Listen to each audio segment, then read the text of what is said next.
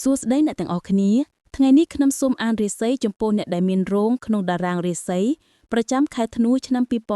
2025ដែលខែនេះនៅក្នុងសត្វទាំង12គឺខែជូតមកជាមួយធាតុដីបូកហៅថាខែកណ្ដូលដីដោយគិតចាប់ពីថ្ងៃទី6ខែធ្នូឆ្នាំ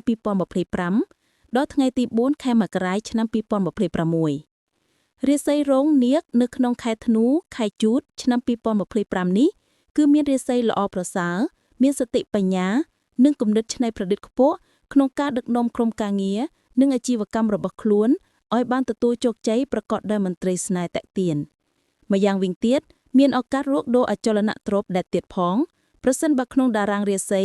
ចំពោះអ្នកដែលមានរោងនៅក្នុងតួម៉ោងថ្ងៃខែនិងឆ្នាំហើយមានធាតុត្រូវតាជាធាតុដីនិងធាតុទឹកឬតែធាតុដីឬតែធាតុទឹកយ៉ាងណាមិញប្រសិនបើមានរោងក្នុងតារាងរាសីហើយមានធាតុត្រូវការមិនត្រូវជាមួយធាតុដីនិងធាតុទឹកទេនោះច្រើនយកគំនិតផ្ទាល់ខ្លួនក្នុងការដឹកនាំក្រុមការងារនិងកាន់តែមិនល្អប្រសិនបើជាមនុស្សស្រីសូមគោរពជូនពរសុខភាពល្អ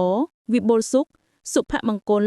និងសេចក្តីខ្សាន្តខ្សាន្តកើតមានដល់ក្រុមគ្រួសាររបស់លោកអ្នកទាំងអស់គ្នាសូមអរគុណ